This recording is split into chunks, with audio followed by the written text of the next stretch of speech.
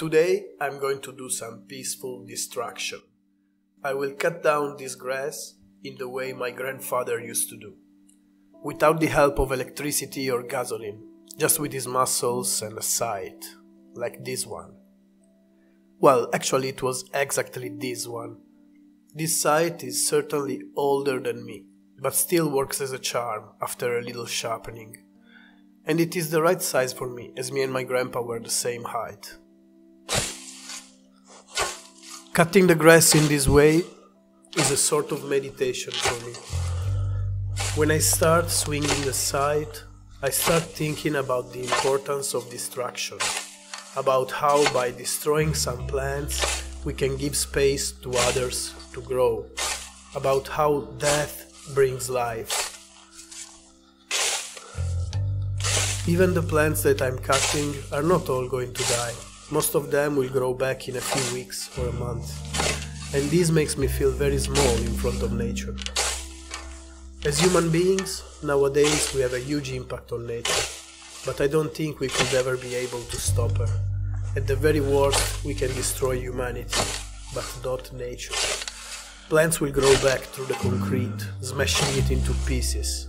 Iron will rust down, and trees will raise. As I see the plants coming down, I think about their lives. I think about the fact that I can choose who survives and who doesn't.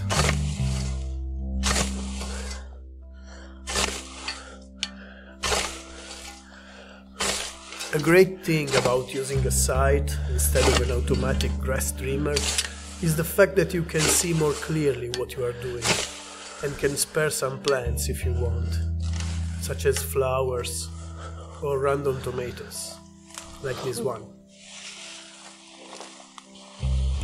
Even though sometimes you cannot do anything about it, because maybe you see something when you are already swinging and simply cannot stop.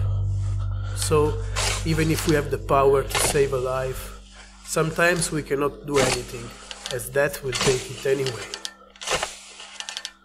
I guess this is one of the reasons why we depict death as a skeleton with a scythe, the Grim Reaper, who swings his scythe anyway, unstoppable and merciless.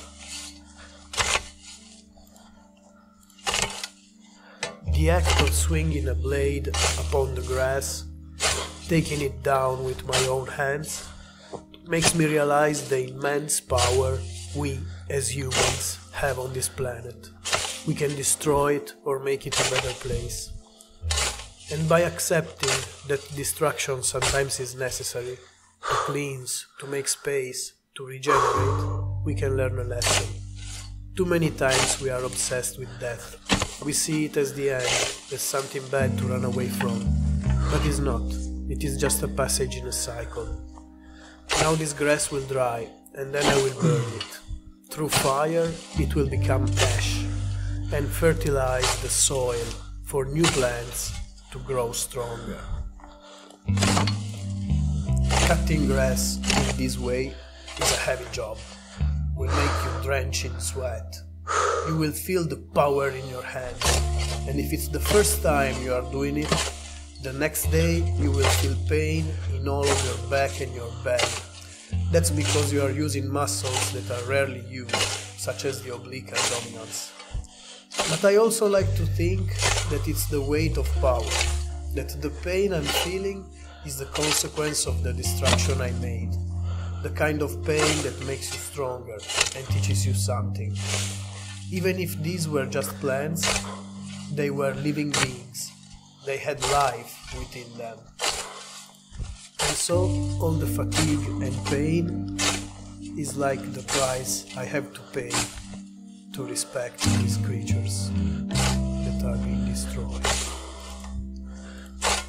One time, a few years ago, I was swinging this scythe in a field a little bit more secluded than this. And after a swing, I found 5 baby rabbits under the grass I just cut. They were very lucky because I was swinging higher than them. Their instinct told them to stand still and don't move. And if I was using a lawnmower, they would have become a red poultice. After that, I moved far from that spot and left them quietly safe, waiting for their mom. That time I felt blessed for choosing a scythe instead of a trimmer.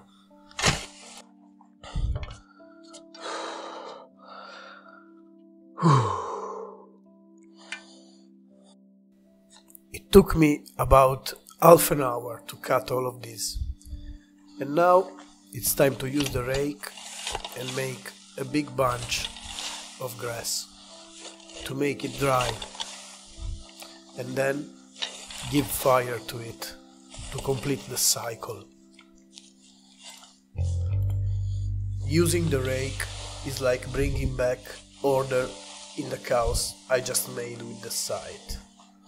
Gathering the cut plants is like taking the corpses out of the battlefield, putting them all together, waiting for the sun to make them dry, removing the water from within them, the water that was life to them. After the water will be gone, fire will do the rest of the job, digesting them into smaller molecules to fertilize the soil again.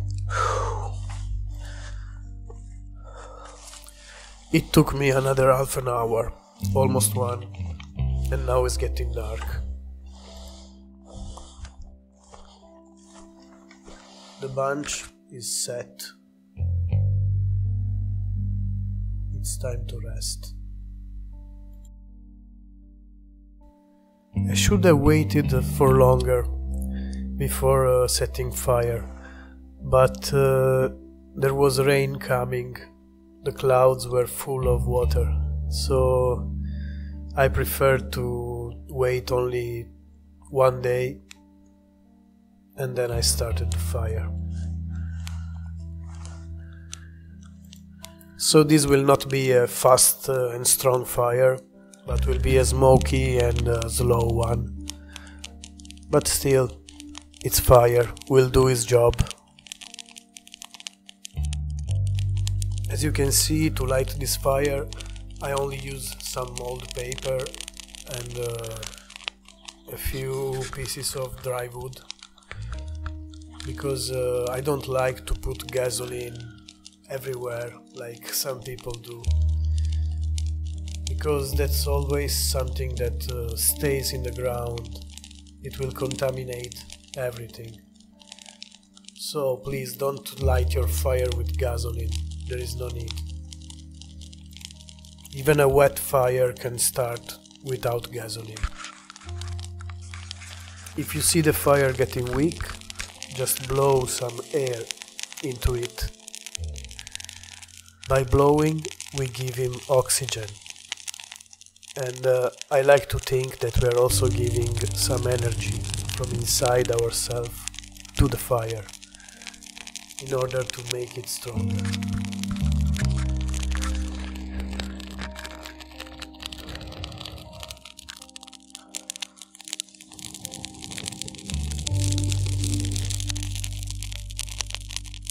It's getting dark again. Tonight I will stay here by the fire and enjoy the final part of my meditation about destruction and creation, death and life, fire and water, and soil and air, and everything that is around us and inside us. I leave you with the fire going, but before I just want to remind you one thing. If you enjoyed this video, put a like and don't forget to subscribe to help this channel grow. Thank you for watching, guys. Enjoy the power of nature. I am the Wandering Doggo. Peace.